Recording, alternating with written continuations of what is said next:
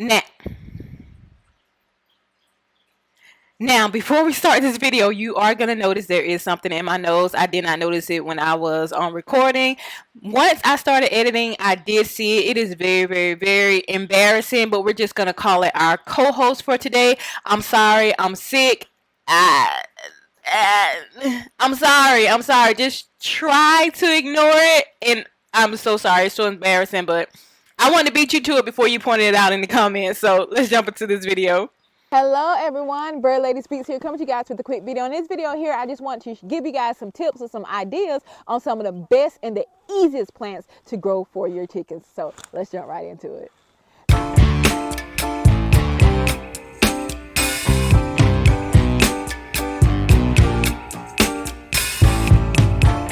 Thank you so much for stopping by my channel. If this is not your first time, welcome back. If this is your first time, welcome, welcome, welcome. I hope that you do decide to join the family and stay by hitting that like button, that subscribe button, and of course, ringing that bell. Now, I always like to let you guys know this is a very diverse channel. I talk about all types of things on this channel. I talk about my Christian walk, my weight loss journey, gastric bypass, chickens, ducks, whatever. I talk about all of it. But if you're here, you're obviously here for the gardening or the chicken centered video. So make sure you check out my gardening playlist and my chicken playlist, and make sure you subscribe and turn the notification bell so you will not miss when I post a gardening or a chicken centered video. Remember, spring is about to be here, so the gardening videos are about to start churning. But the reason I wanted to do this video is because this is a good way to cut back on some of the feed. You can save some money, and this is a good way to give your chickens or your ducks or your geese or your turkeys or whatever your flock may consist of, to give them a good nutrient dense diet straight from the garden, organic, straight from the. Then you can actually control what goes into their food, and you can be sure what goes into their food and what goes into their bodies. Now, when it comes to, we do get a lot of produce from markets and stores and food banks that donate to the homestead or the farm. We do get that, but we don't know what's going into it. We don't turn it down. Yeah, we give it to, man, we pigs tear it up, turkeys tear it up.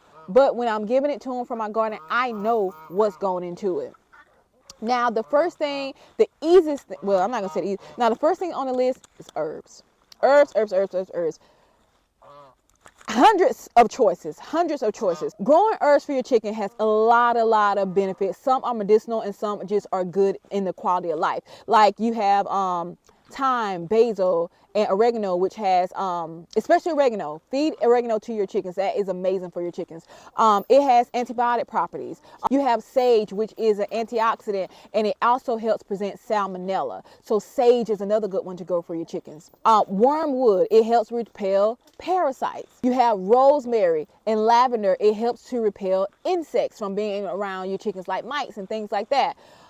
Fleas, flies, it actually helps repel insects. You actually, and things like mint, lemon balm, the scents will actually repel mice. We know if we have chickens, mice is an ongoing problem with our chicken coops, but herbs like mint and lemon balm will actually help repel those mice and rodents from your chicken runs or your chicken coop. Now, another thing that I love to grow, not only is it absolutely beautiful when the deer don't get it, is sunflowers. Sunflowers. Now, once the sunflower seeds dry out, it's really good to give them I just take a big head of sunflower dried seeds and just throw it out to them, and they have a ball. Now, that's going to give them some healthy fats, protein, and omega-3. So sunflower seeds are absolutely amazing for our chickens. The next one is going to be cucumbers. Man, my chickens, especially my turkeys, they go crazy for cucumbers. Now, cucumber has to be in my garden every single summer because it helps to hydrate my chickens. It gets in the triple digits here. The heat is crazy, and heat will kill your chickens a lot quicker than the cold weather will kill your chickens. Cucumbers, it also, when they eat those cucumber seeds, it also helps to cleanse them and prevent intestinal parasites as well. So I feed them the whole cucumber. Somebody's fighting. I feed them the entire cucumber. It helps keep them hydrated, and it also helps them with intestinal parasites. Now, another one is, you usually don't have to plant these, and a lot of people see these as a pest weed or a weed. Dandelions. Dandelions, the benefits are endless. I'll actually put a link down below. The benefits are endless of dandelion. You can still plant your own and feed them dandelion greens, but you can feed them the whole thing, the greens, the bloom, every part of it is beneficial for our chickens. And a lot of times it's just growing right in our yards. So I just go and I just pull it up, put it in a wagon and just dump it out for my chickens and my birds. But beets are really, really good for our chickens, and they are so easy to grow. This is my first year growing beets, and one thing that I've learned about beets is beets are a set it and forget it type of crop. Now I did have to go out and thin them out so the roots will get bigger, but I planted them and they came up. It took them a while to come up, and I was like, oh my God, beets. And you can feed them the leaves as well as the roots. There are no dangers in feeding them the roots as well. What beets are going to do for your chickens, they are actually going to help clean the blood, and they're actually going to help their digestive tract. Now, this next one, we can go on and on and on. The list is endless. Leafy greens. My favorite leafy greens is lacinato kale. I love lacinato kale, and my chickens love lacinato kale as well. That is also maybe known as dinosaur kale. Some people call it dinosaur kale. Now, Swiss chard is another one that I love growing for my chickens. Collards, cabbage, lettuce. Now you have to use caution with spinach, because giving our chickens or our birds too much spinach can actually cause calcium deficiencies in our chickens, especially in our egg layers. You definitely don't want them to have any kind of calcium deficiencies. So be careful with that. This one here, I feel a little funny about this because I've had hit and misses with it. I've had some successes, and it takes I don't know. I'm just gonna go ahead and put it on there. Corn. Corn is really, really good for our chickens, our pigs, everything. Last year I grew corn, and I would just pull up like the entire stalks of corn and just throw it over to the pigs, so they would eat the plant. They ate the roots.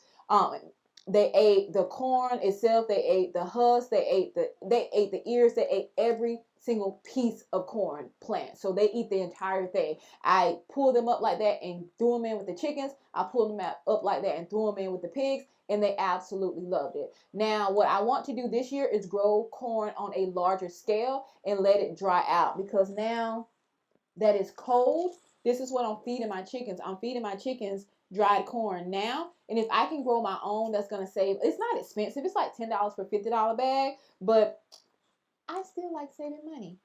So if I can, and then plus I can also dictate what goes into it, because I don't know if I don't know what's going into this corn. My microphone just went out, so I'm hoping you can still hear me. I may have to go and fill in some of this here.